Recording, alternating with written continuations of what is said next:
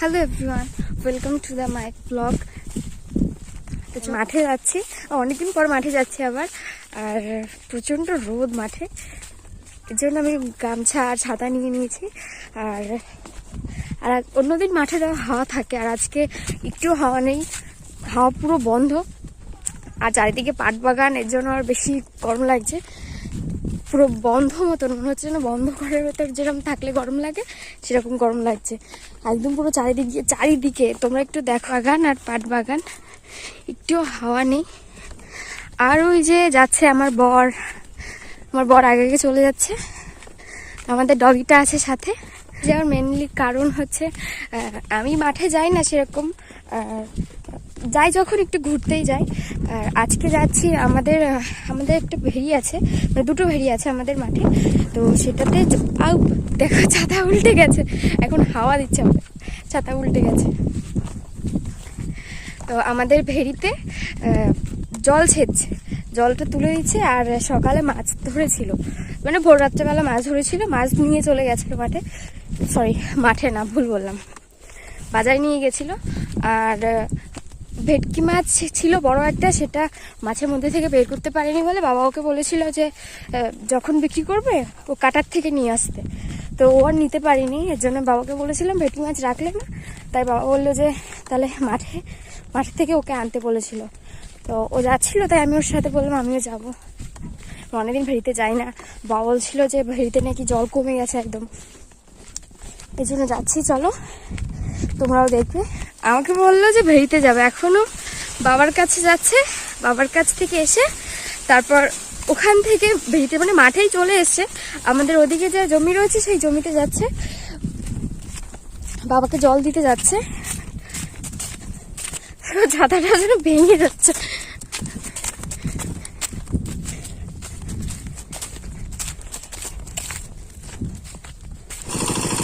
এই যে এটা আমাদের বীজ খোলা, এই যে ধান লাগাবে যেন বীজ ফেলেছে। আর এই যে এটা আমাদের মোটর, এখান দিয়ে জল দিচ্ছে। এই জল দেওয়া হয়ে গেলে তারপর আমরা যাব।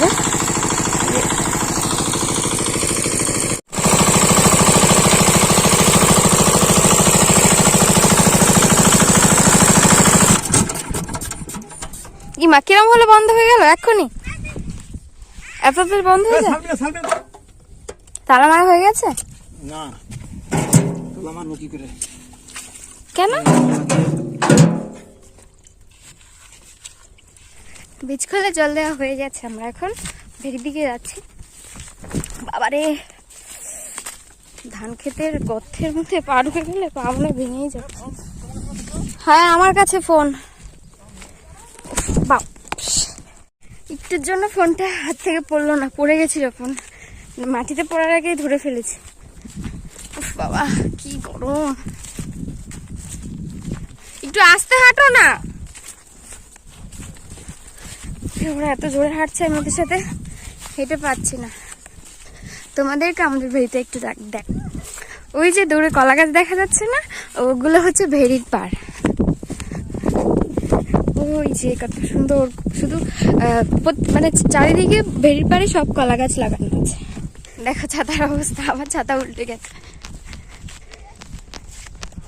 তো চলো ভেড়িতে যাই, তারপর তোমাদেরকে ভেড়িটা ঘুরে দেখাবো। ভেড়িতে চলে এসছি।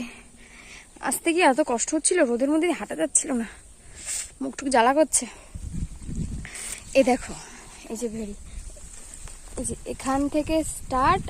আর আচ্ছা দাঁড়াও, তোমাদের ব্যাক ক্যামেরা ঘুরিয়ে দেখায়। এই যে এখান থেকে শুরু। আরে ভেড়িটা কিন্তু অনেক বড়, তোমরা দেখেই বুঝতে পারবে যে কতটা বড়।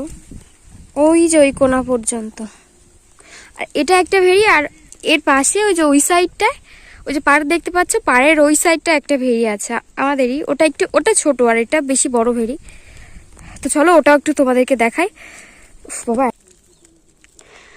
ওই যে দেখো তোমরা, ওই যে পাইপ দিয়ে জল ছাড়ছে, মানে এই পুকুর থেকে এই পুকুরে দিচ্ছে। আর দেখো কতগুলো মাছ এসছে ওখানে।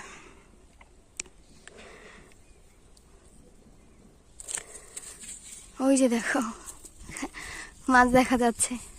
আবার কথা জোরে বললে ওরা আবার সরে যায়। দেখো যে কথা জোরে বলছি আর সেই চলে যাচ্ছে মাছগুলো। আমি কি করে নেব, ধরো এখানে থাকতে এখানে থোটা না মিট বান্ধি না কিনা ছোট্ট ছোট্ট চিংড়ি। ওই যে জাল রাখা আগে ডে বাই দি আগে না মাছ ধরে যাবে না। নো নো নো নো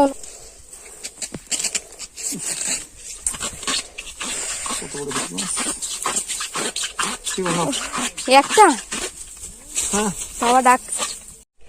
এই যে এটা সেই ছোট ভেড়িটা, এই যে এটা বেশি বড় না। আমরা মাছ ধরতে গেছিলাম কিন্তু বেশি মাছ পাইনি, দুটো মাছ পেয়েছি। বাড়ি চলে যাচ্ছে, মানে গরমে আর থাকা যাচ্ছে না, এত গরম, কথা বলতে পারছি না, এত কষ্ট হচ্ছে। ততক্ষণ তোমরা সুস্থ থেকো, ভালো থেকো, আর দেখা হচ্ছে নেক্সট একটা ভিডিওতে।